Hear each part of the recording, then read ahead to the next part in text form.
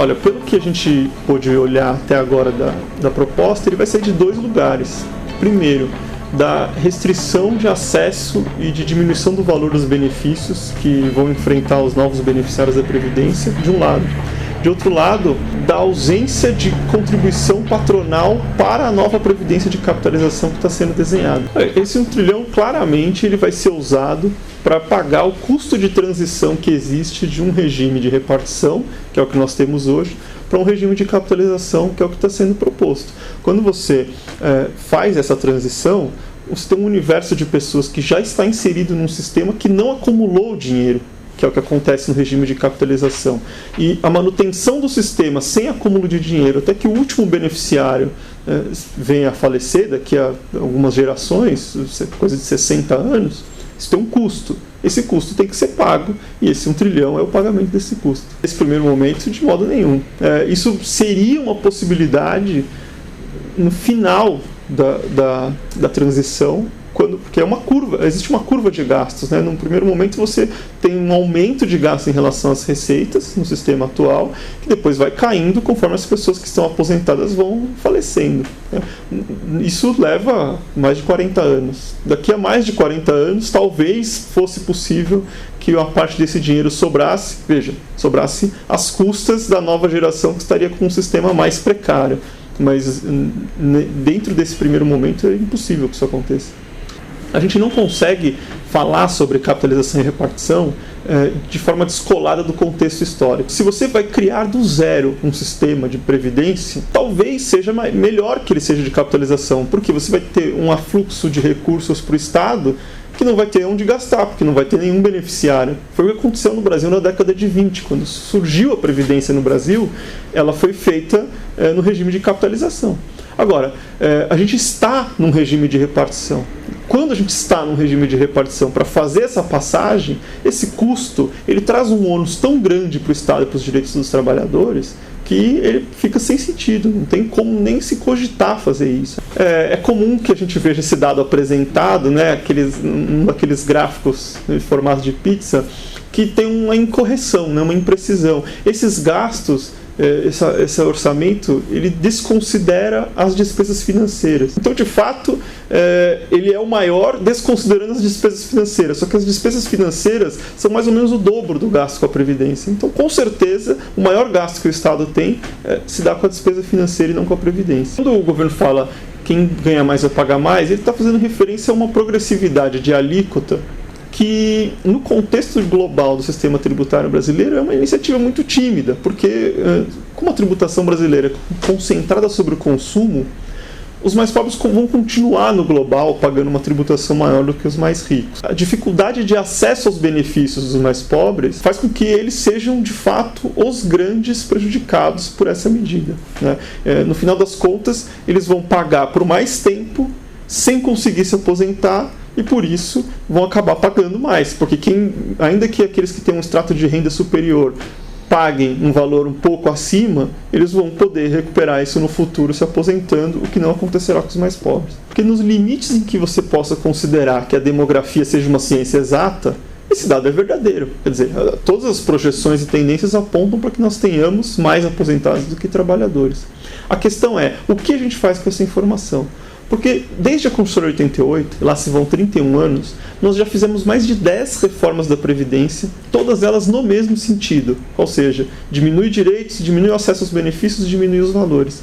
E nós continuamos ouvindo diuturnamente esse discurso de que o déficit existe e o déficit só piora. Então, o problema é, nós temos um sistema cuja captação de recursos é concentrada na massa de salário. Então é claro que, se nós temos um sistema onde o trabalhador paga a previdência do aposentado, quanto mais aposentado e menos trabalhador, menor a relação entre captação de dinheiro e distribuição de dinheiro. O que nós precisamos é reprogramar a forma como nós financiamos o sistema de previdência, não diminuindo o acesso aos benefícios, mas usando uma outra fonte de captação de recursos que não dependa da quantidade de pessoas que esteja trabalhando. Porque você não pode pensar isso desvinculado de uma reprogramação da nossa estrutura tributária, que é muito regressiva, ou seja, ela penaliza aqueles que são mais pobres. Não se consegue um bom sistema tributário, um sistema que seja eficiente no sentido de ser um sistema progressivo, se a gente não concentrar a tributação em renda individual e patrimônio.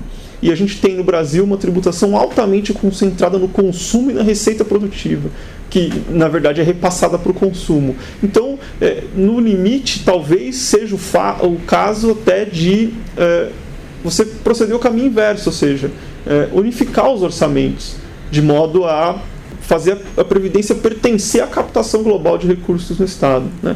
Claro que isso demanda toda uma política muito mais profunda do que meramente mexer com a Previdência, mas para citar um exemplo só, é assim que funciona na Dinamarca, por exemplo. Se você considerar só o orçamento da Previdência, que seria de subtrair os benefícios previdenciários da contribuição sobre folha, de fato o número é negativo.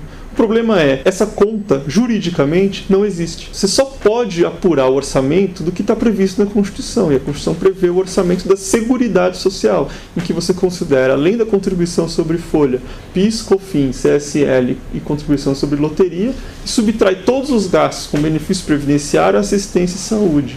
Esses números, historicamente, sempre foram positivos. E a primeira vez que teve um ligeiro abalo nesses números foi no ano de 2017, no contexto da crise fiscal. Mas a gente observa que são números facilmente recuperáveis com a recuperação da economia. Então, não existe. A previdência do setor privado, os trabalhadores da iniciativa privada, sempre foi proteção social, né?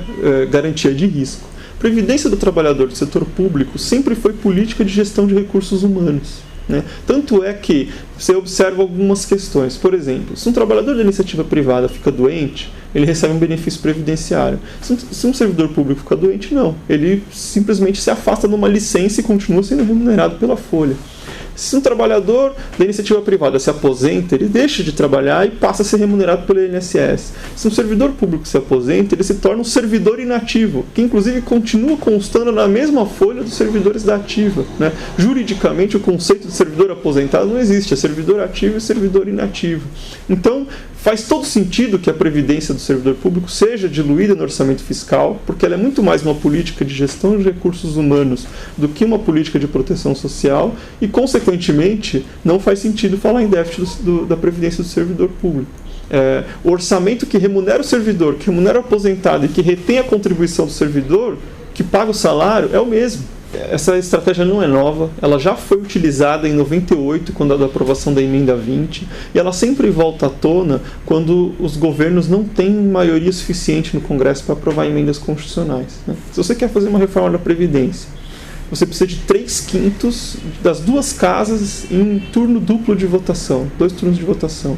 É dificílimo construir isso politicamente. Então a estratégia da desconstitucionalização surge nesse contexto para tirar do debate algumas questões que são mais polêmicas e poder retornar com elas por meio de lei ordinária que só exige maioria simples em turno único. Ou seja, essa é a estratégia usada para tomar medidas impopulares contra a classe trabalhadora. O regime de capitalização, basicamente, ele deu errado em todos os lugares onde ele foi adotado, né? Embora nós tenhamos aí algumas nuances nas diversas experiências.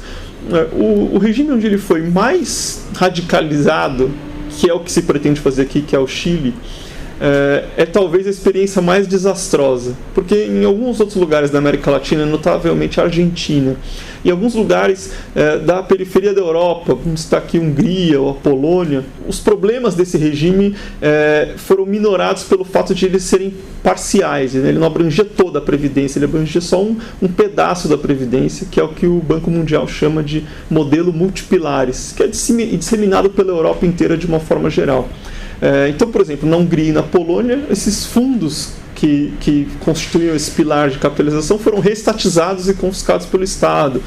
Na Argentina, ele quebrou, mas ele acabou não abalando o fato de que havia ainda um regime que era público. O desastre maior aconteceu no Chile mesmo, onde essa era a única forma de previdência disponível, e isso está gerando essa realidade que a gente observa agora de uma disseminação catastrófica de miséria entre a população idosa. Não é nem projeção, isso é quase certo, né? Dentro de 40 ou 50 anos, nós vamos ter uma geração inteira de pessoas idosas que não conseguem se aposentar, ou se consegue, tem rendimentos que são insuficientes para manter a sua vida com dignidade. Para justificar a reforma, é dizer que o nosso gasto com previdência é similar a de países desenvolvidos, em termos de percentual orçamentário ou de percentual do PIB, como o Japão ou os países da Europa Central. A questão é examinar a ressonância desse dado com as diversas realidades sociais. A gente gasta muito com previdência no Brasil.